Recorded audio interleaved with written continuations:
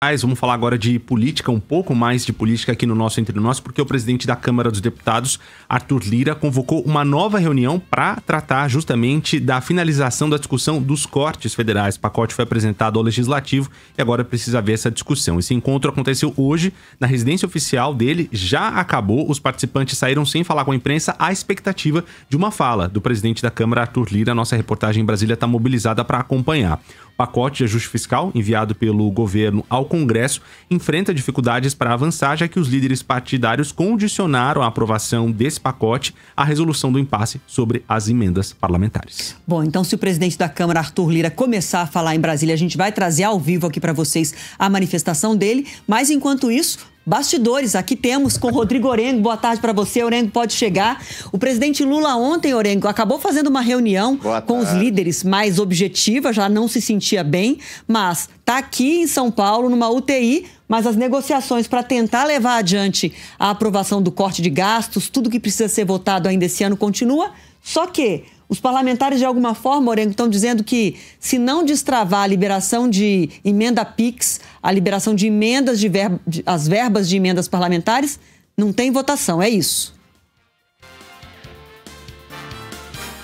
É isso, e a ideia é destravar, viu, Adriana? A ideia é destravar, até por isso tá para sair aqui uma portaria do governo federal e também um parecer da Advocacia Geral da União. Qual é o objetivo prático disso? Tem uma nova determinação do Supremo que, para liberar essas emendas previstas lá no orçamento, dinheiro mesmo do orçamento público, tem que passar por aprovação dos ministérios, planos de trabalho, a identificação lá de qual deputado e senador, né, alocou lá a emenda parlamentar. Então é um processo que ele é muito diferente de simplesmente liberar recurso lá para o caixa das prefeituras, e muitos parlamentares estavam acostumados com isso.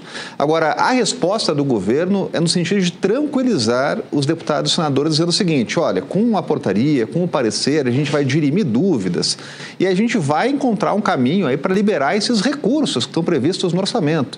O governo está prevendo aí a liberação de mais de 8 bilhões de reais em emendas parlamentares que ficaram represadas ali desde a suspensão do Supremo Tribunal Federal. Agora, a gente tem um calendário pela frente e tem uma proposta que é prioridade total no Congresso Nacional, que é o pacote de corte de gastos, que busca lá, em última análise, o equilíbrio fiscal. Agora, a gente sabe que o pacote é muito amplo.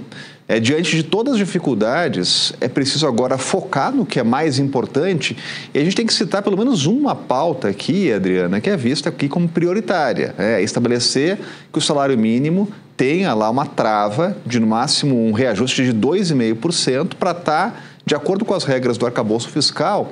E a gente sabe que o reajuste do salário mínimo, ele impacta e tem consequências, uma espécie de efeito dominó em diversos outros programas sociais. Se você cria um limite, você dá previsibilidade, você busca lá realmente, em última análise, um equilíbrio. Então, essa é uma das propostas que tem prioridade total. E não se vota orçamento até resolver essa questão, esse projeto que foi enviado. Então, está todo mundo esperando aí sair essa portaria e também esse parecer da Advocacia Geral da União para dar mais tranquilidade aqui aos parlamentares. Agora, Orengo, só para a gente concluir, se votarem, tem que passar uma peneira para escolher as prioridades, já que o calendário está apertado. Se votam o salário mínimo, que, como você disse, é uma prioridade votar, porque impacta muito o orçamento, previdência, tudo que a gente sabe. Por outro lado, votar só essa regra que vai limitar o aumento do salário mínimo também tem uma mensagem política muito ruim, né?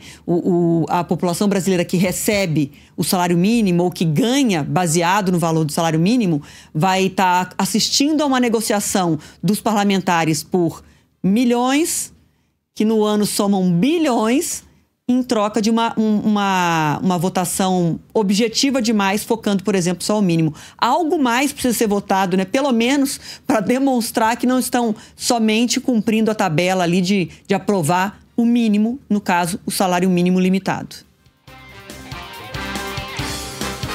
O ideal seria, inclusive, incluir aí uma demanda que há muito tempo se discute no Congresso, Adriana, que é a limitação de quem ganha acima do teto. Seria até pedagógico, né? Você mexe lá com o salário mínimo e também com quem ganha mais de 44 mil reais e, mesmo assim, continua ganhando benefícios, os chamados penduricalhos, né? O que cria uma distorção do setor público e custa, veja só, 5 bilhões de reais por ano.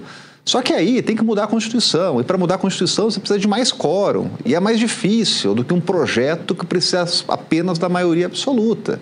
Então, nesse momento, realmente é uma escolha aqui muito difícil de selecionar o que vai ganhar prioridade. Tem 2 semanas de votação e o governo espera aí melhorar esse clima no Congresso para avançar com o pacote. Tá certo. Obrigada, viu, Orengo, pelas suas informações. A gente está de olho aqui para ver se o presidente da Câmara vai se pronunciar. Valeu. Obrigada. Valeu, bom trabalho para você em Brasília, Orengo.